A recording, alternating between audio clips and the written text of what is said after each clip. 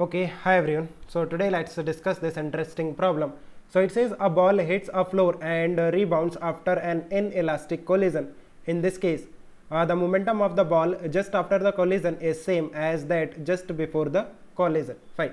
So देखो एक ball है जो कि हिट करती है एक फ्लोर को इनइलास्टिकली एंड हमें ये चेक करना है कि क्या momentum of the ball is conserved means initial momentum is equal to final momentum for this ball ये चेक करना है. सो देखो if you are interested in the momentum of the ball means if you want to check the conservation of momentum for the ball what you can do is you can take this ball as a system. आप इस ball को as a system treat करो. अगर इस system पे net external force zero है then इस system का मोमेंटम कंजर्व होगा. बट क्या इस बॉल पे नेट एक्सटर्नल फोर्स जीरो है? ऑफकोर्स नहीं है. वाई? जब ये कोलाइड करेगी इस या फिर हिट करेगी इस फ्लोर को then there will be a force exerted by the floor and that force will be an external force for this system. अब ये जो फोर्स जो आपका फ्लोर लगा रहा है इस बॉल पे वो एक्सटर्नल फोर्स क्यों है? Because this floor is not a part of the system. Right? आप देखो मोमेंटम कब कंजर्व होगा? जब आप ये जो बॉल है प्लस ये जो फ्लोर है, अब ये जो फ्लोर है ये कनेक्टेड है अर्थ से, सो यू कैनॉट आइसोलेट और सेपरेट, है ना, दिस फ्लोर मीन्स इसे हम अलग से नहीं कंसिडर कर सकते इस फ्लोर को. सो हमें पूरी अर्थ को एज अ सिस्टम लेना पड़ेगा मीन्स बॉल प्लस अर्थ. अगर हम बॉल प्लस अर्थ को एज अ सिस्टम ट्रीट करें, right, then what is the net external force on the system? That will be zero because the force exerted by the ball on the earth and the force exerted by the earth on the ball, that will be an internal force for this system of ball plus earth. So net external force zero means अब जो momentum है वो conserve होगा means P initial will be P final for the system of ball plus earth but not for the system of ball, right? Fine. So momentum is not conserved for ball. Option A is wrong. Option C is correct. The total momentum of the ball and the earth is conserved, right? अब mechanical energy की बात कर लेते हैं. Fine. सो देखो initially ball के पास क्या था? काइनेटिक एनर्जी था, right? Now what will happen when this ball will collide with the floor? हमने जैसे डिस्कस किया था in previous question, right? There will be deformation during collision. So there will be deformation in ball. इस तरह से ball में भी deformation होगा एंड जो फ्लोर को ये हिट करेगा उसमें भी थोड़ा बहुत डिफॉर्मेशन होगा इस तरह से.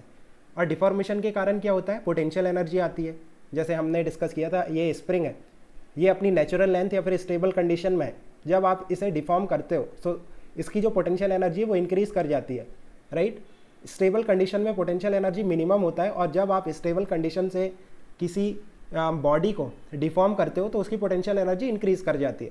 सो इनिशियली इस बॉल के पास क्या था? काइनेटिक एनर्जी था. Let's say kinetic energy initial, right? That will be converted to some part of the potential energy.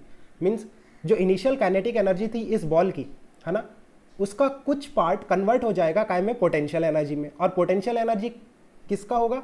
Potential energy ball का भी इंक्रीज होगा और पोटेंशियल एनर्जी फ्लोर का या और यू कैन से अर्थ का भी इंक्रीज हो रहा है, ठीक है? So initial kinetic energy that is equal to final kinetic energy of the ball, right? Let me write it. Initial kinetic energy of the ball that will be equal to final kinetic energy of the ball plus potential energy of the ball plus potential energy of the floor. और कुछ heat भी generate होगा तो वो heat भी.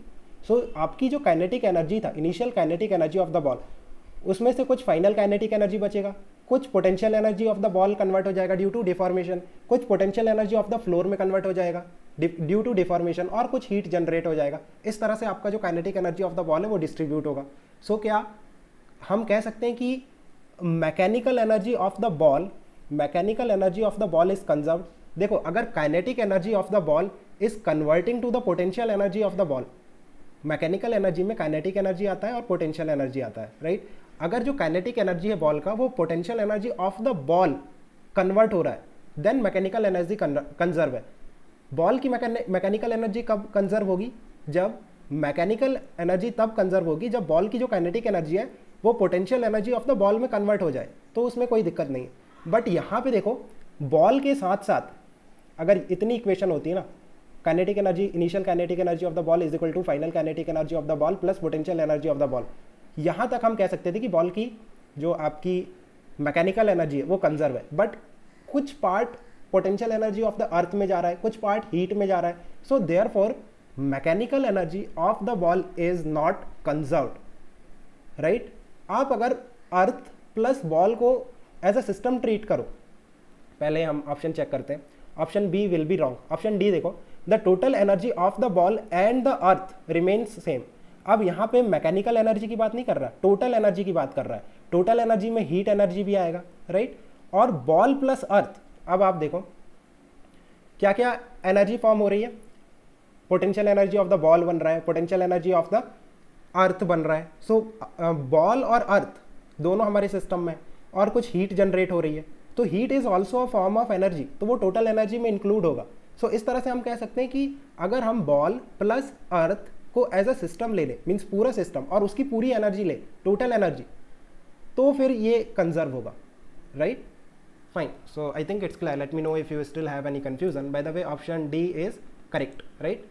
So fine, let me know if you still have any confusion. Okay guys, keep working hard, best of luck, bye.